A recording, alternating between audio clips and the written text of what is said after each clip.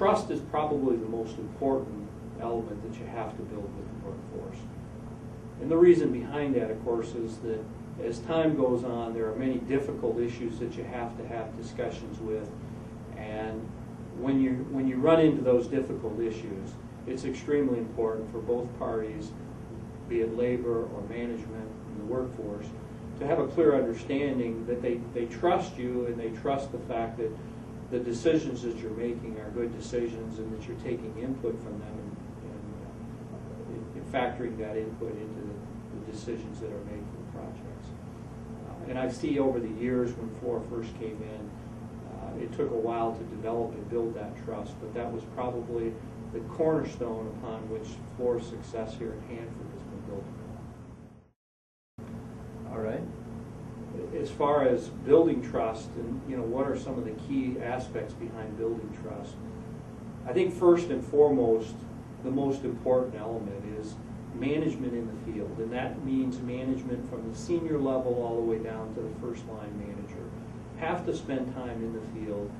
in the work locations where the workers are actually encountering those challenges and those difficulties, and so they can be empathetic for understanding what truly are the problems that the workers are encountering,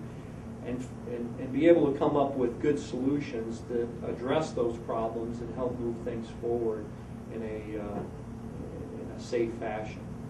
That in my mind has been one of the key elements that Fluor brought to the table. It's much more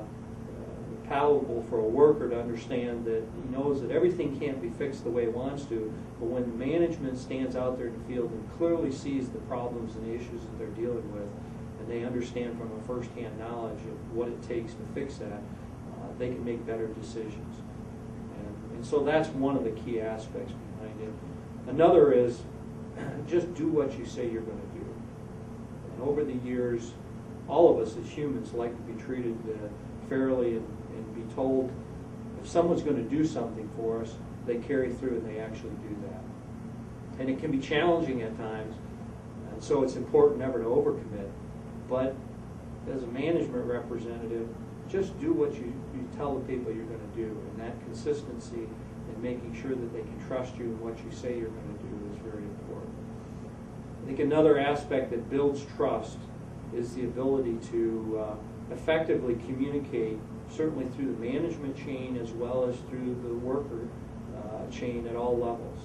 Sometimes we get stratified and we have senior management talk about certain issues, but those issues and the resolution of those don't get fully filtered down through the management chain as well as on labor side. And having those open lines of communication and establishing forums to make sure that that happens and building it into your system is another one of the key aspects behind building trust.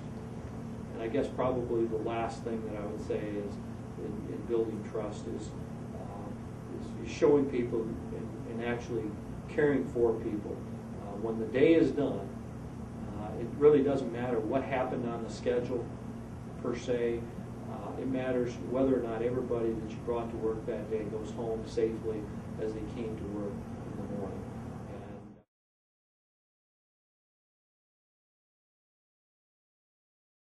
The fuel transfer project, at the time I happened to be a deputy facility manager out at the KE space, and it's a good example of how management working with the workers can produce the right kind of decisions and the right path forward on a project. We happen to have out at K Basins two identical facilities, one K East reactor, the other K West reactor. Both of them were filled with radioactive fuel that had not been processed when Purex was shut down. The plan was to utilize the K West facility, which was essentially a clean facility. You could walk in street clothing,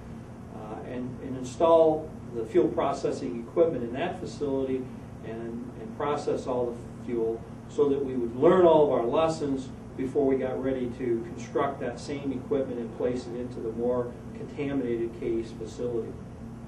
And about halfway into the project of actually processing the fuel at the K West facility, the workers came to management with a suggestion that said, we think we've got a better solution to be able to process all the fuel in K East just like we're doing currently at K West, but do it in a much more efficient and a much more streamlined fashion. And that process is to simply transfer the fuel from the K East facility over the K West facility and use that existing processing equipment to complete the mission. Of course, at that point in time, we were midstream into the project. It would have been easy for management to balk and say, no, unfortunately, we've got a schedule that we were sticking to and the regulators that we've made these commitments to, and so we're going to stick to our schedule. But to Fluor's credit at that time, because they'd only been on site for probably about a year, they listened to the workforce, they expanded on the idea, and we ended up creating what was called the fuel transfer system. We completely designed and constructed that whole system within the span of a 2-year time period and began the transfer of the fuel from K East over to K West. That one decision not only saved a lot in regards to worker exposure because they were able to process the fuel in a much less contaminated area with lower dose rates, but it also helped us ensure that we met the commitments to the EPA as well as the other regulators in processing the fuel at the K East Basin and removing that risk from the river. That particular decision probably would not have occurred in future years out or in past years out here, simply because of the visibility and the fact that we already had an existing schedule we were working to. But the trust that had been built up over a period of time that Fluor was here with the workforce allowed us to look at that and working together come up with a better solution to be able to handle that environmental problem that the site needed to have cleaned up. I think I would just add that in the 27 years that I've been out here at Hanford and working, the time and the strides of improvement in regards to worker safety since Fluor has been on board has been exponentially greater than the previous years that I was here. I think we owe that a lot to the visionary leadership that Fluor brought to the contract here, as well as the partnership that Fluor merged with labor and working towards a common goal of doing work safely and making sure that every day, whatever we did, first and foremost, we made sure that we did it safe.